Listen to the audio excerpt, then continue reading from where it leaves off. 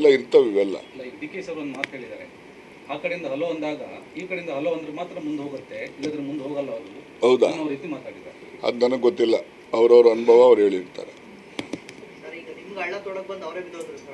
ಅಲ್ಲ, ಯಾರು ಹಳ್ಳ ತೋಡಿದ್ರು ನೋಡ್ರಿ, ನನಗೆ ಕೇಳಿ, ಯಾವತ್ತೂ ಕೂಡ ನಾನು ಯಾರಿಗೂ ಕೆಟ್ಟದನ್ನು ಬಯಸೋನಲ್ಲ.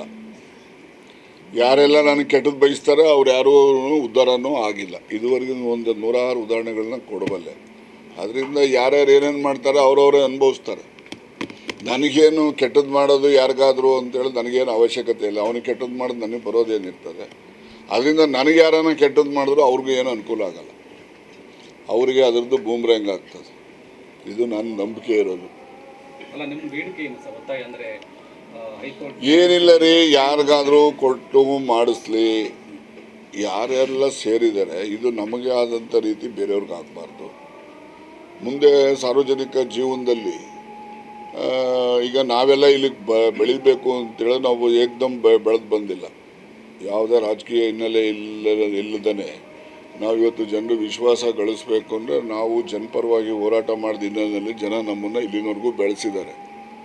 ಆ ರೀತಿ ನಾವು ಬೆಳೆದ ಮೇಲೆ ನಮ್ಮನ್ನು ಈ ರೀತಿಯಲ್ಲಿ ತೇಜೋವಧೆ ಮಾಡ್ತಕ್ಕಂಥ ಪ್ರಯತ್ನ ಮಾಡ್ತಾರಲ್ಲ, ಅದು ಯಾರಿಗೂ ಕೂಡ ಭೂಷಣ ಬರೋದಿಲ್ಲ ಅಂತಷ್ಟೆ.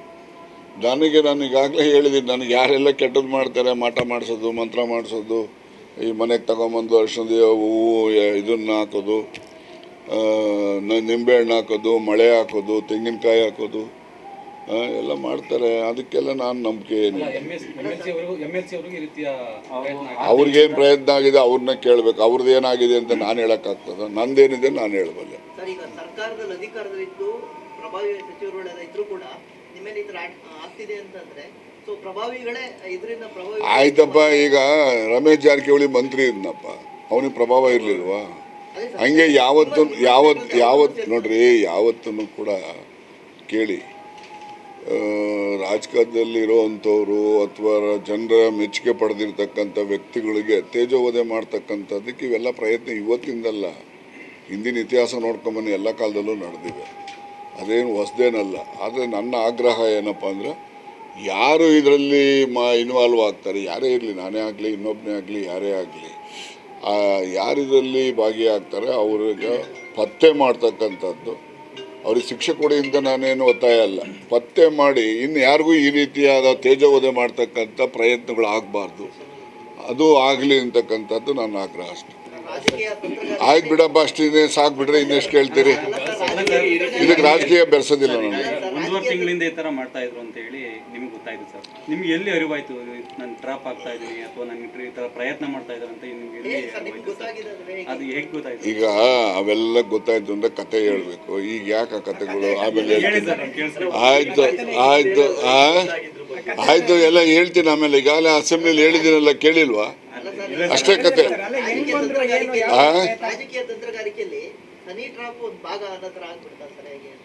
ಈ ವಿಷಕನ್ಯರ ಕತೆ ಕೇಳಿದ್ಯೋ? ವಿಷಕನ್ಯರು ಎಲ್ಲಿಂದ ಹುಟ್ಟಿದ್ರು? ಅವರು ಮಾನವ ಜನ್ಮ ಬರ್ತಿದ್ದಂಗೆ ಭೂಮಿ ಮೇಲೆ ವಿಷಕನ್ಯರ ಜೊತೆ ಬೆಳ್ಕೊಂಬಂದಿದ್ದಾರೆ. ಏನಕ್ಕೆ ಬಳಸಿದ್ರು ಅವ್ರನ್ನೆಲ್ಲ? ಯಾವ್ಯಾವ ಕಾಲದಲ್ಲಿ ಯಾವ್ಯಾವ ಥರಕ್ಕೆ ಬಳಸಿದ್ದಾರೆ. ಹಂಗೆ ಈ ರೀತಿಯ ಅಧಿಕಾರದ ಆಸೆಗೆ ಅಥವಾ ಇನ್ನೊಬ್ಬನ ಯಾವನೋ ಒಬ್ಬನ್ನ ಮುಗಿಸ್ಲಿಕ್ಕೆ ಇವೆಲ್ಲ ಇರೋದು ಎಲ್ಲ ಇತಿಹಾಸದಲ್ಲೇ ಬಂದ್ಬಿಟ್ಟಿದೆ. ಅದೇನು ಹೊಸದಾಗಿ ಬಂದಿಲ್ಲ ಇದು. ಅವಾಗೆಲ್ಲ ವಿಷಕನ್ಯರು ಇರ್ತಾ ಇದ್ರು, ಈಗಲೂ ಅದೇ ರೀತಿ ನಡೆಸ್ತಿರ್ತಾರೆ, ನಡೆಸಬಹುದು.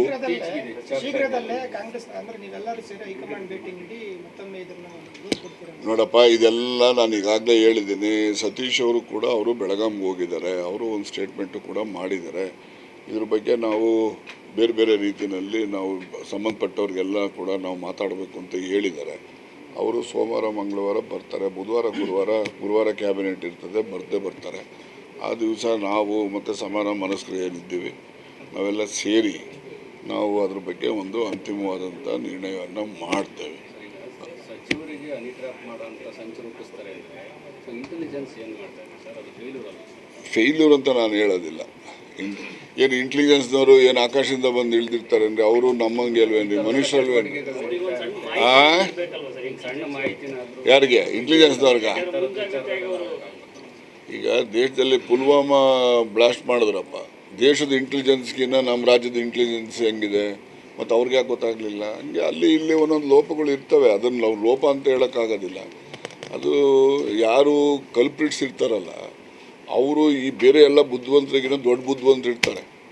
ಅದರಿಂದ ಯಾರಿಗೆ ಹೆಂಗೆ ತಪ್ಪಿಸ್ಕೋಬೇಕು ಅಂತಲೂ ಗೊತ್ತಿರ್ತದೆ. ಅದ್ರ ಬಗ್ಗೆ ಹೆಚ್ಚು ಚರ್ಚೆ ಮಾಡೋದು ಬೇಡ. ಇನ್ನು ಯಾರಿಗೂ ಆ ರೀತಿ ಅನಿಟ್ರ್ಯಾಪ್ ಮಾಡುವಂತ ಸಾಧ್ಯತೆ ಇದೆ ಸರ್.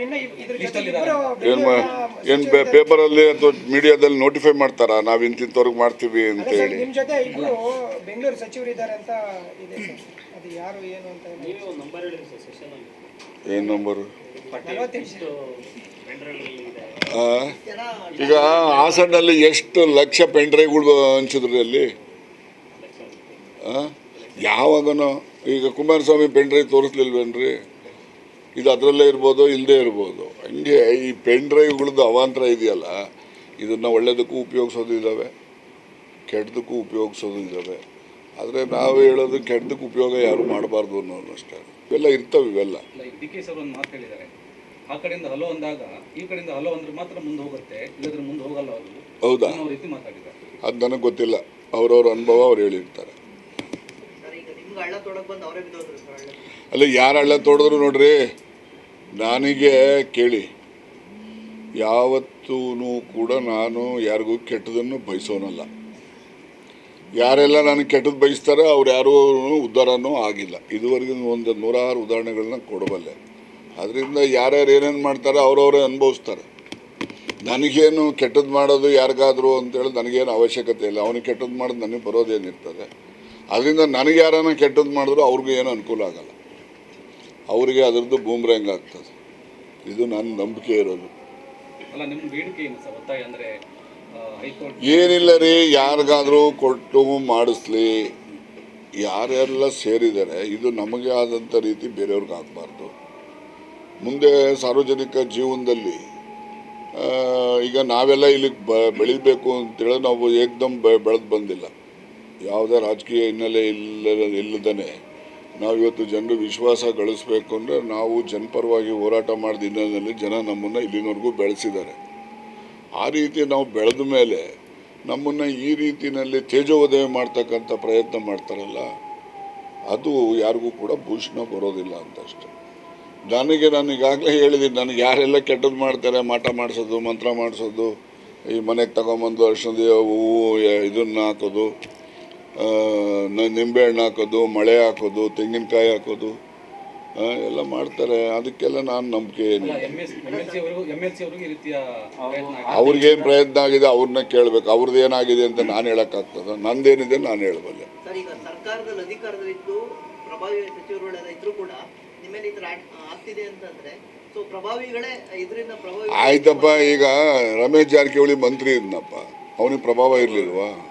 ಹಂಗೆ ಯಾವತ್ತು ನೋಡ್ರಿ, ಯಾವತ್ತೂ ಕೂಡ ಕೇಳಿ, ರಾಜಕಾರಣದಲ್ಲಿರೋವಂಥವ್ರು ಅಥವಾ ಜನರ ಮೆಚ್ಚುಗೆ ಪಡೆದಿರ್ತಕ್ಕಂಥ ವ್ಯಕ್ತಿಗಳಿಗೆ ತೇಜೋವಧೆ ಮಾಡ್ತಕ್ಕಂಥದ್ದಕ್ಕೆ ಇವೆಲ್ಲ ಪ್ರಯತ್ನ ಇವತ್ತಿಂದಲ್ಲ, ಹಿಂದಿನ ಇತಿಹಾಸ ನೋಡ್ಕೊಂಬನ್ನಿ ಎಲ್ಲ ಕಾಲದಲ್ಲೂ ನಡೆದಿವೆ.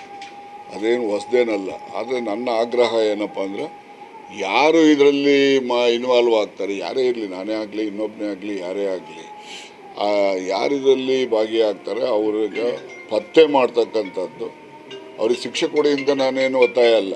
ಪತ್ತೆ ಮಾಡಿ ಇನ್ನು ಯಾರಿಗೂ ಈ ರೀತಿಯಾದ ತೇಜೋವಧೆ ಮಾಡ್ತಕ್ಕಂಥ ಪ್ರಯತ್ನಗಳು ಆಗಬಾರ್ದು, ಅದು ಆಗಲಿ ಅಂತಕ್ಕಂಥದ್ದು ನನ್ನ ಆಗ್ರಹ ಅಷ್ಟೆ.